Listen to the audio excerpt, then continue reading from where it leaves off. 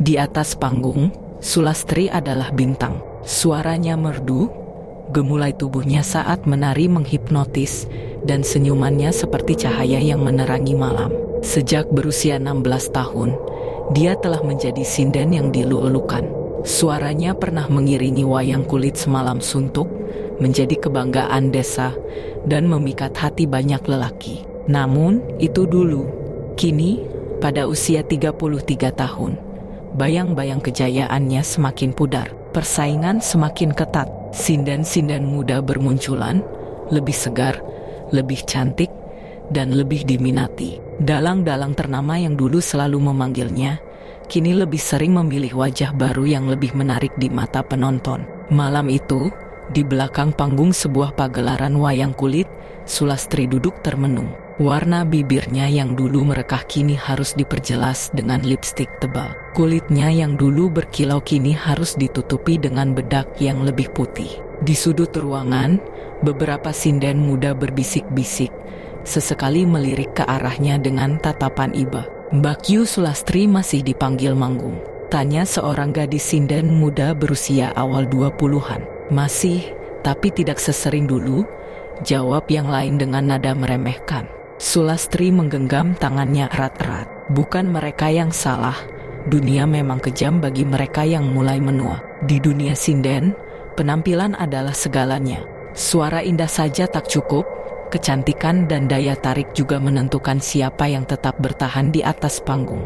Ketika pagelaran dimulai, Sulastri tetap menyanyi. Suaranya masih memukau. Namun, di barisan depan, penonton lebih memperhatikan gadis-gadis muda di sampingnya. Setelah selesai, tepuk tangan terdengar, tetapi tidak seheboh dulu. Tak ada lagi sorak-sorai yang menyebut namanya seperti dulu. Malam itu, saat perjalanan pulang, Sulastri merasa seperti bayangan dirinya sendiri. Di desa, dia dulu dielu-elukan. Sekarang, hanya sapaan singkat dari beberapa orang tua yang masih mengenalnya. Di rumahnya yang sederhana, dia memandangi cermin. Garis-garis halus di wajahnya semakin jelas. Dulu, setiap pria yang menatapnya akan terpikat. Dulu, namanya disebut-sebut sebagai bidadari panggung. Tapi sekarang, Sulastri menarik napas dalam-dalam. Lalu dia teringat sesuatu. Dulu, seorang sinden senior pernah berbisik kepadanya tentang susuk, rahasia kecantikan dan daya tarik yang abadi. Sebuah ilmu mistis yang membuat seseorang tetap memesona, membuat orang lain terhipnotis hanya dengan melihatnya.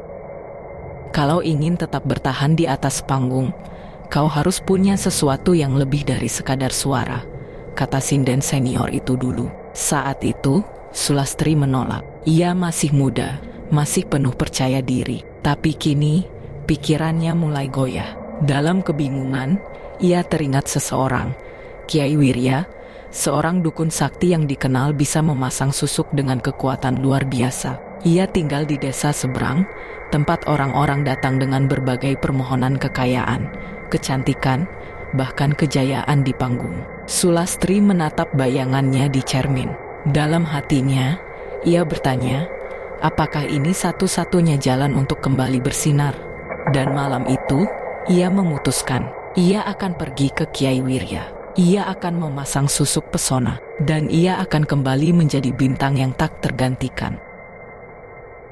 Malam itu, angin berembus lebih dingin dari biasanya. Sulastri berjalan perlahan di jalan setapak menuju desa seberang. Di punggungnya, sebuah selendang batik membungkus tubuhnya yang menggigil bukan hanya karena udara, tetapi juga karena kegelisahan yang mengendap di hatinya. Di desa tempatnya tinggal, nama Kiai Wirya bukanlah nama asing. Ia adalah dukun sakti yang dikenal mampu memasang susuk pesona, menjadikan seseorang begitu menawan hingga setiap mata yang melihatnya akan terhipnotis. Namun, orang-orang juga berbisik tentang harga yang harus dibayar. Sulastri tak peduli. Baginya, lebih menakutkan jika ia terus terlupakan.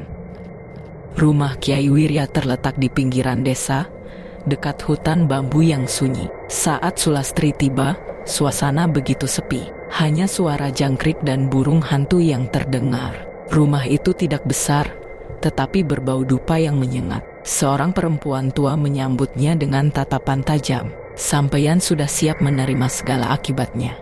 Tanyanya pelan. Sulastri mengangguk. Perempuan itu membawanya ke sebuah ruangan yang dipenuhi bau kemenyan. Di tengah ruangan, duduklah Kiai Wirya, seorang lelaki tua dengan sorot mata tajam, mengenakan jubah hitam. Wajahnya penuh keriput, tetapi ada aura menyeramkan yang membuat orang tak berani menatap terlalu lama. "Sulastri," ucap Kiai Wirya tanpa Sulastri sempat memperkenalkan diri. "Akhirnya kau datang juga kepadaku." Jantung Sulastri berdegup kencang. "Kau datang untuk susuk, bukan?" Sulastri kembali mengangguk. Kiai Wirya tersenyum tipis. "Aku bisa membuatmu kembali bersinar, tapi kau tahu pantangannya." Sulastri menggeleng. Susuk bukan sekadar benda yang ditanam di tubuh. Susuk adalah ilmu pengasihan, ilmu mistis yang membuat seseorang bercahaya di mata orang lain. Ada banyak jenisnya. Kiai Wirya mengambil sebuah kotak kayu dari sampingnya dan membuka tutupnya. Di dalamnya ada berbagai benda kecil berkilauan. Susuk emas untuk kecantikan abadi, susuk intan untuk pesona luar biasa, susuk besi untuk ketahanan tubuh, susuk berlian untuk kekuasaan, susuk perak untuk keberuntungan, dan susuk raksa yang paling kuat tetapi paling berbahaya. Aku akan memasang susuk intan dan emas untukmu, lanjutnya. Setelah ini, setiap orang yang melihatmu akan terpesona. Para dalang akan berebut memanggilmu. Setiap laki-laki akan mendambakanmu. Mata Sulastri berbinar. "Apa yang harus aku lakukan?" Kiai Wirya mengulurkan tangan. "Beri aku setetes darahmu." Sulastri menggigit bibirnya, tetapi menyerahkan tangannya. Dengan kuku panjangnya, Kiai Wirya menusukkan jarum kecil ke ujung jari Sulastri. Setetes darah jatuh ke dalam mangkuk kuningan berisi minyak wangi. "Minyak ini akan membuka auramu," ucapnya sambil mengaduknya perlahan. Kemudian, ia mengambil sebutir susuk intan dan susuk emas lalu menanamnya ke dalam kulit Sulastri. Satu di dahi, satu di bibir, dan satu lagi di bawah dagu. Rasanya seperti ada sesuatu yang menyusup ke dalam tubuhnya, panas dan dingin sekaligus. Sulastri ingin berteriak, tetapi tubuhnya terasa kaku. "Lalu, ini yang terpenting," kata Kiai Wirya sambil menatapnya tajam. "Kau harus menaati pantangan susuk. Jika kau melanggar, susuk akan keluar sendiri dan keindahanmu akan lenyap. Kau tidak boleh makan sate langsung dari tusuknya. Tidak boleh makan pisang yang sudah terbuka sendiri. Tidak boleh melewati makam tanpa meminta izin. Dan tidak boleh menyebut nama Tuhan dalam hati dengan sungguh-sungguh. Jika pantangan-pantangan ini kau langgar satu saja," lanjut Kiai Wirya, "susukmu akan hilang. Atau lebih buruk lagi, susuk bisa berbalik menjadi kutukan." Sulastri menggigit bibirnya. "Aku akan menaati semuanya." Kiai Wirya tersenyum. "Bagus. Sekarang lihatlah wajahmu."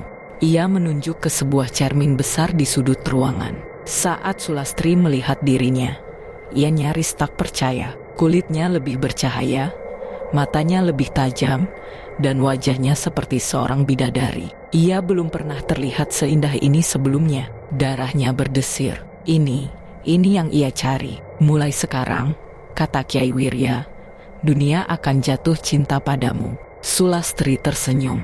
Ia merasa seperti telah dilahirkan kembali. Tak tahu bahwa ia baru saja membuka pintu menuju dunia mistis yang lebih kelam.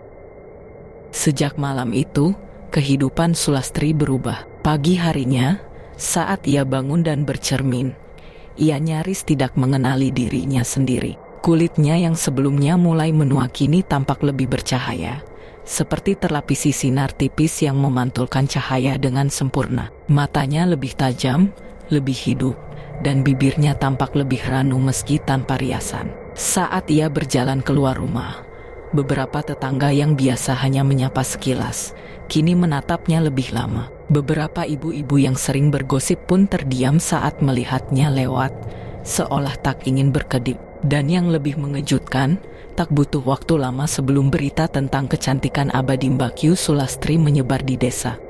Hari itu, Sulastri mendapat panggilan untuk menyinden dalam sebuah acara besar di kota. Sebuah kehormatan yang sudah lama tidak ia dapatkan. Saat ia tiba di lokasi, para panitia dan dalang yang mengundangnya terkejut melihat penampilannya. "Astaga, Mbak Yu Sulastri," ucap salah satu panitia, "sampeyan semakin cantik." Kayak nggak nambah umur sama sekali, kata yang lain. Sulastri hanya tersenyum, menikmati kekaguman mereka. Saat pertunjukan dimulai dan ia mulai menyinden, sesuatu yang luar biasa terjadi.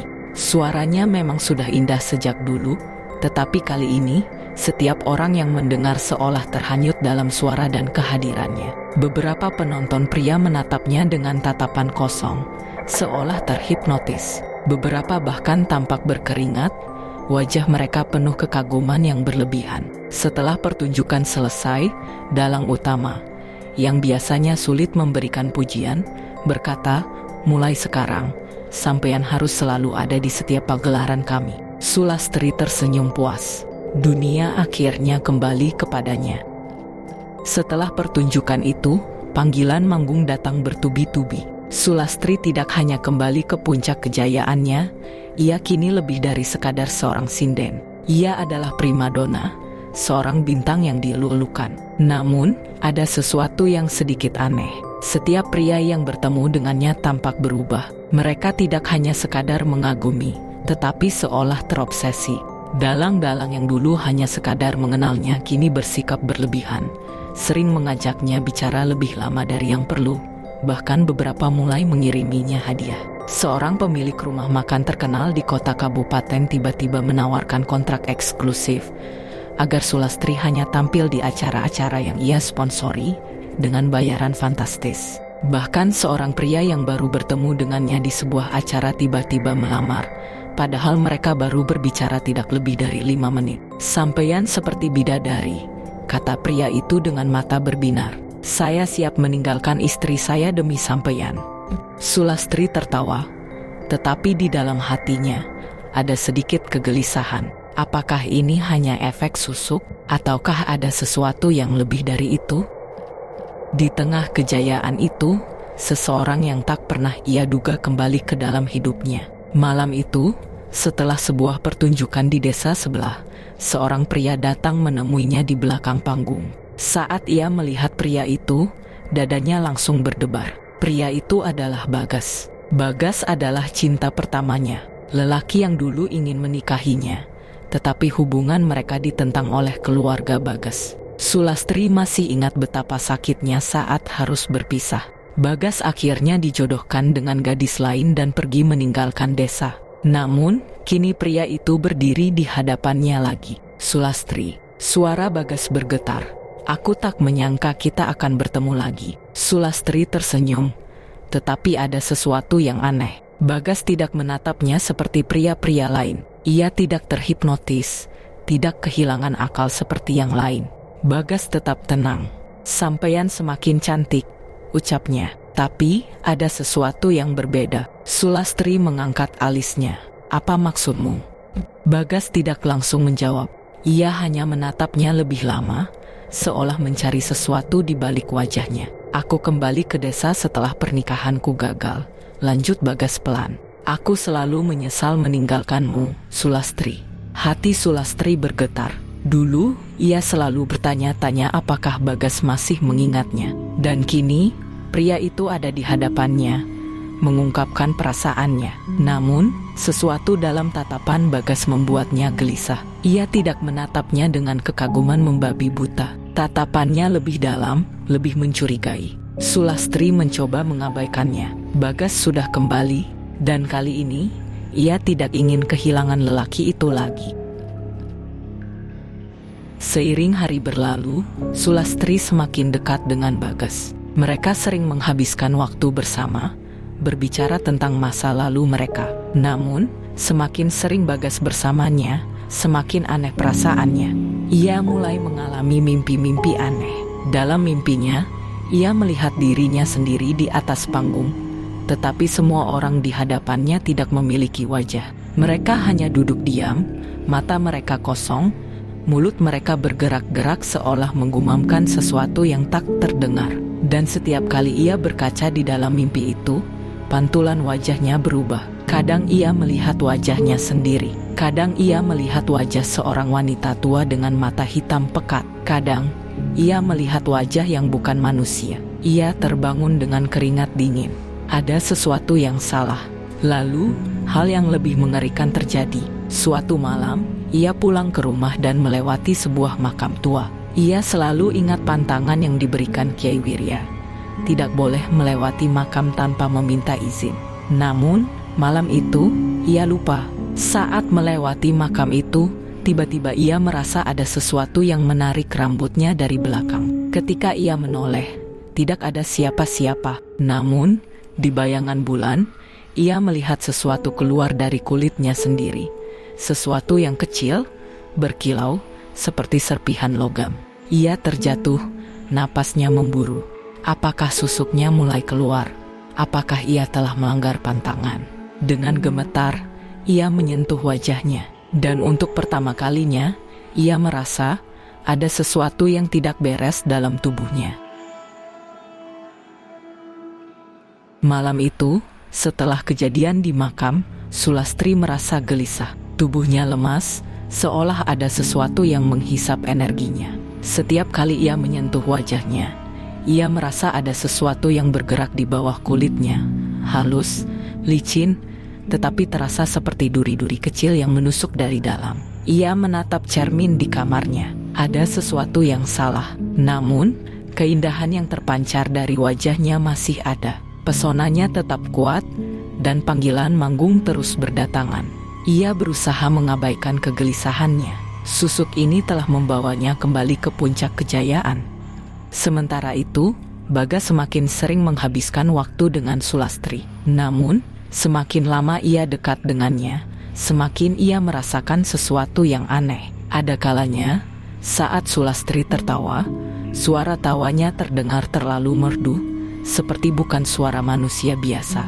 Saat mereka berbicara, ia merasa ada energi aneh yang menyelimutinya, seperti magnet yang menariknya semakin dekat. Bagas bukan orang sembarangan. Ilmu agama yang ia pelajari sejak kecil membuatnya peka terhadap hal-hal gaib. Suatu hari, mereka sedang duduk di pendopo rumah Sulastri. Angin berembus pelan, membawa aroma dupa yang samar. Bagas menatap Sulastri dalam-dalam. "Lastri, apa yang sebenarnya terjadi padamu?"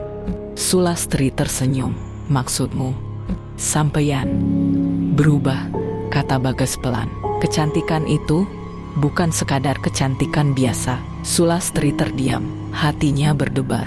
Bagas melanjutkan, "Aku sudah melihat banyak hal dalam hidupku, Lastri, dan aku mengenal tanda-tanda susuk." Jantung Sulastri seolah berhenti berdetak. Ia menelan ludah. "Bagas, aku..." Bagas menghela napas. "Sampeyan tahu kalau ini tidak benar kan?"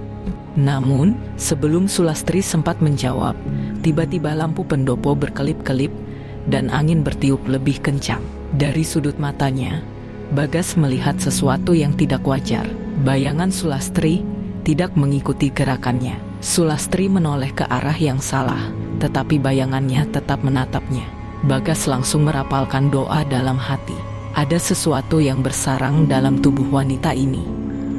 Malam itu, setelah Bagas pulang, Sulastri tidak bisa tidur. Ia duduk di depan cermin, menatap dirinya sendiri.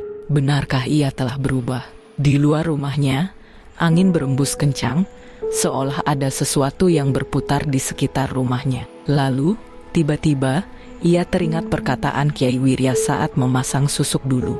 "Susuk ini akan membuatmu bercahaya, tetapi kau harus berhati-hati. Jika kau melanggar pantangan, akibatnya bisa fatal." Sulastri mulai mengingat satu persatu pantangan yang harus ia taati. Tidak boleh makan pisang emas. Pisang emas dipercaya bisa menetralisir energi susuk dan menghilangkan pengaruhnya. Tidak boleh melewati makam tanpa izin. Makam adalah tempat energi roh-roh bersemayam. Jika seseorang yang memakai susuk melewati makam tanpa izin, arwah yang terikat di sana bisa melihat cahaya dari susuknya dan berusaha menariknya ke dunia lain. Tidak boleh melihat ke cermin dalam gelap, karena susuk bukan sekadar benda, tetapi memiliki unsur gaib. Dalam kegelapan seringkali sesuatu akan menampakkan diri dalam pantulan cermin. Tidak boleh membicarakan susuk yang dipakai. Jika seseorang mengetahui dan membicarakan tentang susuk yang dipakai, maka susuk bisa kehilangan efeknya atau bahkan berbalik menyerang pemiliknya.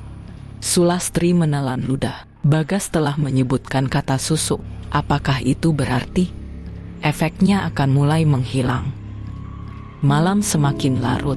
Sulastri mencoba tidur, tetapi tubuhnya terasa panas. Ia memejamkan mata, dan dalam mimpinya, ia kembali melihat sesuatu yang mengerikan. Ia berdiri di atas panggung yang gelap. Di hadapannya ada ratusan penonton, tetapi wajah mereka tanpa mata, tanpa hidung, tanpa mulut, hanya bayangan hitam yang diam menatapnya. Kemudian, dari dalam perutnya, sesuatu mulai merayap keluar. Ia berteriak, tetapi tidak ada suara yang keluar dari mulutnya. Lalu ia terbangun. Keringat membanjiri tubuhnya. Ia segera berlari ke cermin. Dan saat itu juga, ia melihat sesuatu merayap di bawah kulit wajahnya. Sesuatu yang kecil, bersinar samar seperti jarum emas yang bergerak sendiri. Ia menjerit. Bagas benar, ada sesuatu yang tidak wajar dalam tubuhnya. Di tempat lain, Bagas semakin yakin bahwa Sulastri telah memasang susuk. Ia tahu bahwa jika tidak segera diatasi, akibatnya bisa mengerikan. Ia memutuskan untuk menemui gurunya di pesantren, Kiai Ahmad. Saat ia menceritakan kejadian yang ia alami, Kiai Ahmad menghela napas panjang. Bagas, katanya, susuk bukan hanya soal kecantikan. Ini adalah bentuk perjanjian antara manusia dan jin. Dan jika tidak segera dilepas, akibatnya bisa berbahaya. Bagas menelan ludah. Apa yang harus saya lakukan, Kiai? Kiai Ahmad menatapnya tajam. Sampeyan harus membujuk Sulastri untuk melepasnya. Tapi ingat, melepas susuk bukan hal mudah. Itu proses panjang, menyakitkan, dan membutuhkan tekad yang kuat. Bagas mengangguk. Ia tahu ini tidak akan mudah. Namun, ia tidak bisa membiarkan wanita yang dicintainya tersesat dalam dunia mistis yang penuh kegelapan. Sulastri duduk di tepi ranjang, menatap bayangannya di cermin. Matanya cekung, wajahnya terlihat lelah meskipun kecantikannya tetap terpancar. Namun, ia tidak bisa lagi mengabaikan keanehan yang semakin sering terjadi. Sejak Bagas menyebut soal susuk, ia mulai melihat hal-hal yang tidak seharusnya ada. Bayangannya di cermin sering kali tersenyum sendiri, bahkan saat ia tidak tersenyum. Kadang-kadang, ia melihat siluet hitam berdiri di sudut kamarnya, menatapnya tanpa bergerak. Ada sesuatu yang tinggal di dalam tubuhnya, dan ia tahu ini bukan hanya tentang susuk, tapi sesuatu yang lebih gelap. Bagas datang ke rumahnya malam itu. Wajah pria itu tampak serius. Lastri, aku sudah bicara dengan Kiai Ahmad, katanya pelan. Sulastri menghela napas, menghindari tatapan Bagas. Kamu ingin aku melepasnya? Tanyanya lirih. Bagas mengangguk. Ini bukan hanya soal kecantikan, Lastri. Ini soal nyawa. Sulastri tertawa kecil, tapi tawanya terdengar pahit. Kamu pikir aku tidak tahu? Aku melihatnya, Bagas. Aku merasakannya. Bagas menelan ludah. Kalau begitu, ayo kita lepaskan. Sulastri menatapnya dengan mata penuh ketakutan. Bagas, aku takut. Aku takut setelah susuk ini hilang, kamu tidak akan melihatku dengan cara yang sama lagi. Aku takut, aku kembali menjadi Sulastri yang dulu, yang tidak diinginkan siapapun. Bagas menggenggam tangannya. Aku mencintaimu bahkan sebelum kamu memakai susuk. Aku tidak peduli dengan semua ini. Aku hanya ingin kamu selamat. Mata Sulastri berkaca-kaca, dan saat itu juga, lampu di rumahnya tiba-tiba padam. Ruangan menjadi gelap gulita, lalu terdengar suara berbisik di sudut kamar. Jangan tinggalkan aku. Sulastri menahan napas. Ia tahu suara itu. Itu bukan suaranya, bukan suara Bagas. Bagas meraih ponselnya, menyalakan lampu. Cahaya menerangi ruangan, tetapi sesuatu di dalam kegelapan seolah tetap bertahan. Bayangan di cermin tidak menghilang. Bahkan, bayangan itu berdiri sendiri. Meskipun Sulastri tetap duduk di tempatnya, Bagas mundur selangkah. Astagfirullah. Bayangan itu mulai bergerak, melayang mendekati mereka. Kau milikku, Sulastri. Tiba-tiba, tubuh Sulastri terasa panas seperti terbakar. Ia menjerit kesakitan, menggenggam wajahnya. Dari balik kulitnya, Jarum-jarum emas yang ditanam dalam susuk mulai bergerak. Mereka marah. Bagas meraih tangan Sulastri. Kita harus pergi sekarang, sebelum terlambat. Dengan sisa tenaganya, Sulastri berlari mengikuti Bagas keluar rumah. Mereka tiba di pesantren Kiai Ahmad yang terletak di luar desa. Udara malam terasa lebih berat, seolah dipenuhi sesuatu yang tak kasat mata. Kiai Ahmad sudah menunggu mereka di dalam ruangan kecil yang penuh dengan kitab-kitab kuno dan aroma dupa yang menyengat. Saat Sulastri masuk, Kiai Ahmad hanya menatapnya sejenak lalu berkata, "Kau sudah terlambat." Sulastri tertegun. "Apa maksudnya, Kiai?" "Sekali susuk sudah melekat, ia tidak hanya mengubah tubuhmu, tapi juga jiwamu," jawab Kiai Ahmad. "Jika terlalu lama dibiarkan, susuk tidak akan mau lepas begitu saja." Bagas mengepalkan tangan. "Kami harus mencobanya, Kiai." Kiai Ahmad mengangguk. "Baik, tapi kau harus tahu, proses ini menyakitkan. Melepas susuk bukan sekadar menarik benda dari tubuhmu. Kau harus menghadapi makhluk yang telah bersemayam di dalam tubuhmu selama ini." Sulastri menggigit bibirnya. "Aku siap." Kiai Ahmad mulai menyiapkan air doa, lalu meletakkan segenggam garam di sebuah mangkuk. "Kita akan mulai dengan doa. Kau akan merasakan panas yang luar biasa, seolah kulitmu terbakar. Itu tandanya susuk mulai menolak keluar." Sulastri menelan ludah. "Aku siap." Kiai Ahmad memulai doa, merapalkan ayat-ayat suci dengan suara yang dalam dan penuh wibawa. Saat air doa mulai dipercikan ke wajah Sulastri, ia langsung menjerit. Kulitnya terasa seperti melepuh. Sesuatu di dalam tubuhnya meronta, mencoba bertahan. Jarum-jarum emas mulai muncul ke permukaan kulitnya, menggeliat seperti cacing.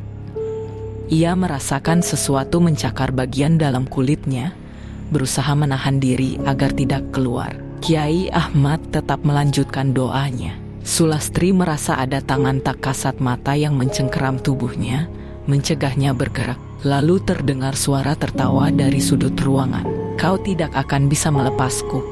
Bagas menoleh. Dari sudut ruangan, bayangan hitam berdiri di sana, tanpa wajah, hanya sepasang mata merah yang menyala. Sulastri menangis, tubuhnya kejang-kejang. Dari kulitnya, jarum-jarum emas mulai keluar satu persatu, jatuh ke lantai dengan suara nyaring. "Jangan tinggalkan aku." Suara itu semakin lemah, dan kemudian semuanya menjadi gelap. Sulastri terbangun di atas tikar. Ia melihat Bagas duduk di sampingnya. Wajahnya penuh kekhawatiran. "Kau sudah sadar?" tanya Bagas. Sulastri mengangguk lemah. Tubuhnya terasa ringan, tetapi ada rasa sakit luar biasa di setiap sendinya. Kiai Ahmad tersenyum tipis. Prosesnya belum selesai. Melepas susuk membutuhkan waktu berbulan-bulan, tidak bisa langsung hilang dalam satu malam. Sulastri menatap tangannya. Kulitnya tidak lagi bercahaya seperti sebelumnya. Wajahnya tidak seindah kemarin, tapi ia merasa lebih bebas. Bagas menggenggam tangannya erat. "Aku tetap di sini bersamamu." Mata Sulastri berkaca-kaca. Ia tahu perjuangan ini baru saja dimulai. Malam di pesantren itu begitu sunyi. Hanya terdengar suara angin yang berbisik di antara pepohonan. Sulastri duduk bersila di dalam kamar sederhana yang disediakan Kiai Ahmad. Tubuhnya masih lemas setelah ritual pertama, tetapi pikirannya belum bisa tenang. Bagas duduk di dekat pintu, matanya tak lepas dari Sulastri. "Apa kau merasa lebih baik?" tanyanya pelan. Sulastri mengangguk, tapi kemudian menelan ludah. "Bagas, aku merasa ada sesuatu yang masih menahanku." Bagas menatapnya dalam. Mungkin karena prosesnya belum selesai. Sulastri menggeleng pelan. "Tidak, ini sesuatu yang lain. Aku masih bisa merasakan tatapan itu." Bagas merinding. Ia ingat bayangan hitam tanpa wajah yang muncul saat ritual. Apakah makhluk itu masih bersembunyi di dalam tubuh Sulastri? Malam itu, Sulastri mencoba tidur. Namun, begitu matanya terpejam, ia merasa tubuhnya jatuh ke dalam kehampaan. Saat ia membuka mata, ia berada di panggung besar. Lampu-lampu sorot menyorotinya, dan ratusan pasang mata menatapnya dengan kagum. Para lelaki di bawah panggung berdesakan, menatapnya penuh obsesi. Dan di antara mereka, ada satu sosok yang berbeda. Bayangan hitam itu berdiri di tengah kerumunan. Kau tidak akan bisa meninggalkanku, Sulastri. Aku yang memberimu semua ini. Sulastri ingin berlari, tapi tubuhnya tak bisa bergerak. Lalu, ia melihat sesuatu yang mengerikan. Di antara para penonton, wajah mereka mulai berubah. Kulit mereka mengelupas, mata mereka membusuk, dan mulut mereka menganga dengan senyum menyeramkan. Mereka mulai mendekat. Mereka ingin menariknya kembali. Sulastri menjerit. Dan tiba-tiba ia terbangun. Tubuhnya basah oleh keringat. Bagas bergegas menghampiri. Lastri, kau bermimpi buruk. Sulastri memegang dadanya. Napasnya tersengal. Bukan mimpi. Mereka masih menginginkanku, Bagas. Bagas mengepalkan tangan. Kita harus bicara dengan Kiai Ahmad lagi. Keesokan harinya, Kiai Ahmad sudah menunggu mereka di ruang kecilnya. Makhluk yang memberimu susuk tidak akan pergi dengan mudah, katanya. Kau telah memberinya tempat di tubuhmu selama bertahun-tahun. Ia akan mencoba menarikmu kembali. Sulastri merinding. Apa yang harus aku lakukan? Kiai Ahmad menghela napas. Ada satu cara terakhir. Ia mengambil segenggam garam dan daun bidara, lalu meracik ramuan khusus. Aku akan membantumu mengeluarkan sisa susuk yang masih tertanam. Tapi setelah itu, kau harus melakukan satu hal terakhir sendiri. Sulastri menatapnya dengan bingung. Apa itu? Kiai Ahmad menatapnya dalam. Kau harus meninggalkan hidup lamamu selamanya. Sulastri membeku. Susuk ini tertanam bukan hanya di tubuhmu, tapi juga dalam jiwamu. Jika kau kembali ke panggung, jika kau tetap ingin dicintai karena kecantikan dan pesonamu, maka makhluk itu akan kembali. Kau harus melepaskan semuanya. Hati Sulastri bergetar. Bisakah ia benar-benar meninggalkan panggung? Bagas menggenggam tangannya erat. Aku di sini, Lastri. Aku akan menemanimu. Mata Sulastri berkaca-kaca. Ia tahu ini adalah ujian terakhirnya. Malam itu, ritual terakhir dimulai. Kiai Ahmad menyuruh Sulastri duduk di atas tikar. Ia mulai membacakan ayat-ayat suci, lalu mulai memercikan air ruqyah ke tubuh Sulastri. Sekali lagi, tubuhnya terasa seperti terbakar. Jarum-jarum terakhir yang masih tertanam dalam kulitnya mulai bergerak. Sulastri menjerit kesakitan.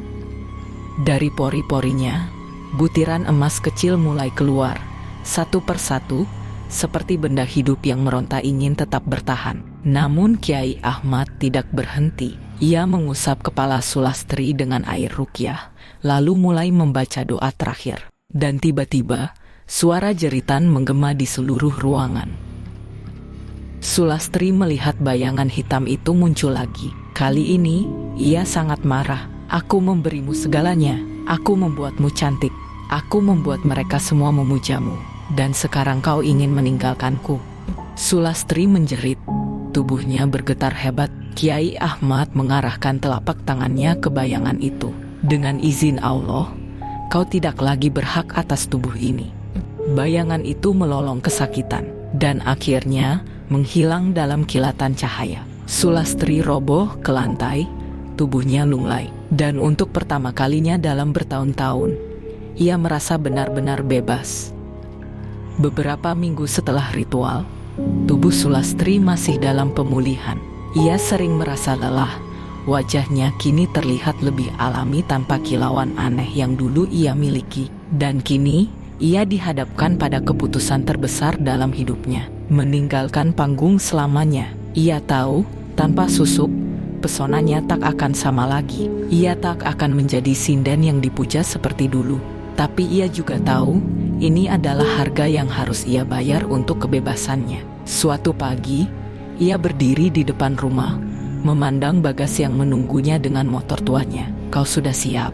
Tanya Bagas. Sulastri mengangguk. Ia melangkah maju, meninggalkan rumah itu, meninggalkan masa lalunya. Dan di saat itu, ia tahu hidupnya yang baru telah dimulai. Malam di pesantren itu begitu sunyi. Hanya terdengar suara angin yang berbisik di antara pepohonan. Sulastri duduk bersila di dalam kamar sederhana yang disediakan Kiai Ahmad. Tubuhnya masih lemas setelah ritual pertama, tetapi pikirannya belum bisa tenang. Bagas duduk di dekat pintu, matanya tak lepas dari Sulastri. "Apa kau merasa lebih baik?" tanyanya pelan.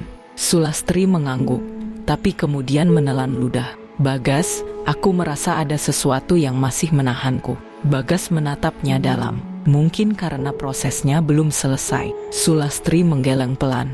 "Tidak, ini sesuatu yang lain. Aku masih bisa merasakan tatapan itu." Bagas merinding.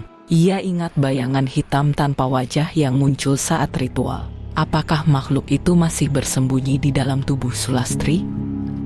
Malam itu, Sulastri mencoba tidur. Namun, begitu matanya terpejam, ia merasa tubuhnya jatuh ke dalam kehampaan. Saat ia membuka mata, ia berada di panggung besar.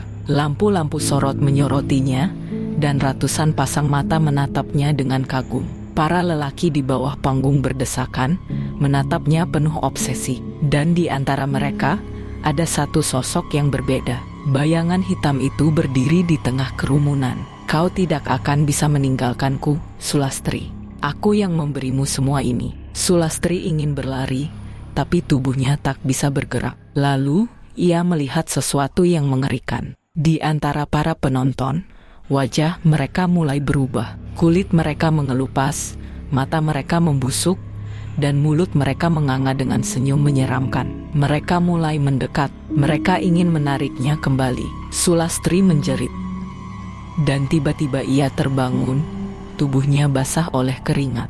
Bagas bergegas menghampiri. "Lastri, kau bermimpi buruk." Sulastri memegang dadanya. Napasnya tersengal. "Bukan mimpi, mereka masih menginginkanku, Bagas." Bagas mengepalkan tangan. "Kita harus bicara dengan Kiai Ahmad lagi." Keesokan harinya, Kiai Ahmad sudah menunggu mereka di ruang kecilnya. "Makhluk yang memberimu susuk tidak akan pergi dengan mudah," katanya. "Kau telah memberinya tempat di tubuhmu selama bertahun-tahun. Ia akan mencoba menarikmu kembali." Sulastri merinding. "Apa yang harus aku lakukan?"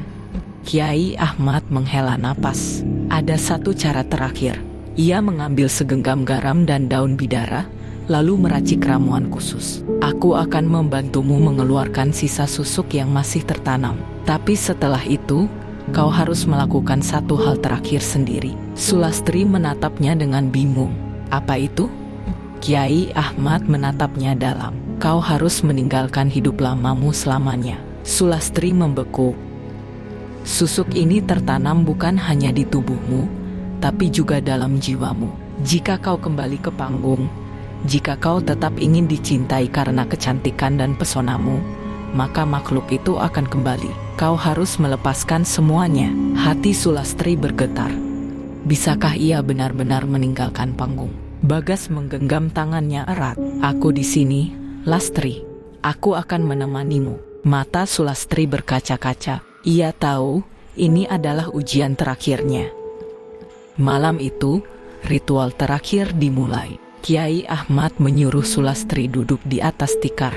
Ia mulai membacakan ayat-ayat suci, lalu mulai memercikan air ruqyah ke tubuh Sulastri. Sekali lagi, tubuhnya terasa seperti terbakar. Jarum-jarum terakhir yang masih tertanam dalam kulitnya mulai bergerak. Sulastri menjerit kesakitan. Dari pori-porinya, butiran emas kecil mulai keluar, satu persatu, seperti benda hidup yang meronta ingin tetap bertahan. Namun Kiai Ahmad tidak berhenti. Ia mengusap kepala Sulastri dengan air ruqyah, lalu mulai membaca doa terakhir. Dan tiba-tiba, suara jeritan menggema di seluruh ruangan. Sulastri melihat bayangan hitam itu muncul lagi. Kali ini, ia sangat marah. "Aku memberimu segalanya. Aku membuatmu cantik. Aku membuat mereka semua memujamu. Dan sekarang kau ingin meninggalkanku." Sulastri menjerit. Tubuhnya bergetar hebat. Kiai Ahmad mengarahkan telapak tangannya ke bayangan itu.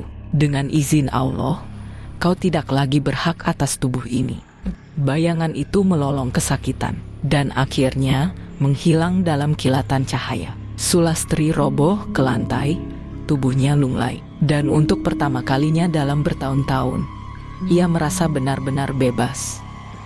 Beberapa minggu setelah ritual, tubuh Sulastri masih dalam pemulihan. Ia sering merasa lelah.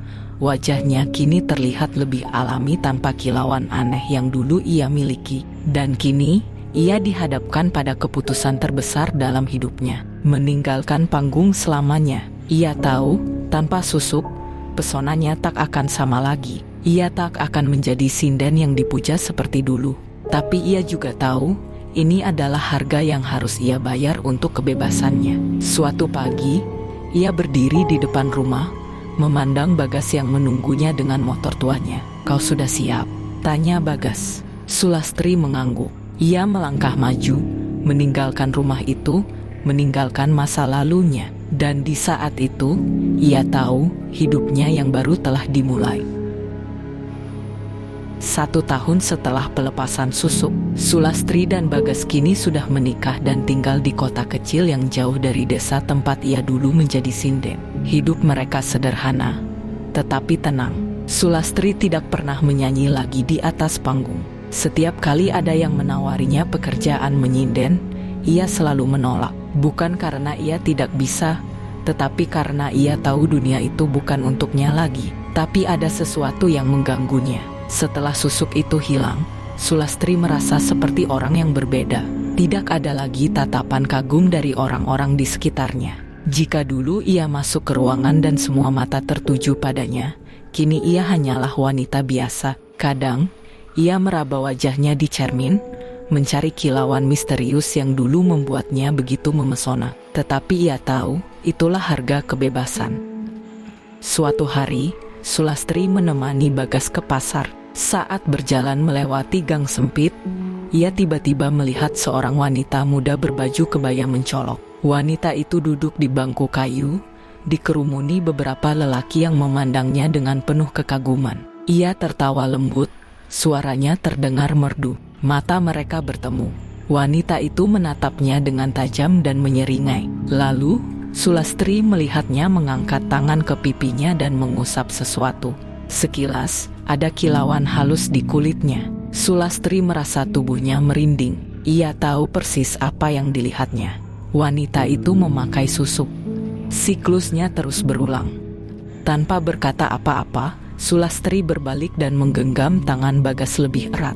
Masa lalunya sudah berakhir. Ia tidak ingin melihat ke belakang lagi. Setelah kejadian itu, Sulastri semakin mantap dengan keputusannya. Ia menyadari bahwa pesona yang diberikan oleh susuk bukanlah kecantikan sejati, itu hanyalah tipuan yang menjerat jiwa. Banyak orang yang terjebak dalam dunia mistis demi ketenaran, kemudahan, dan kekaguman, tetapi mereka tidak sadar bahwa ada harga besar yang harus dibayar.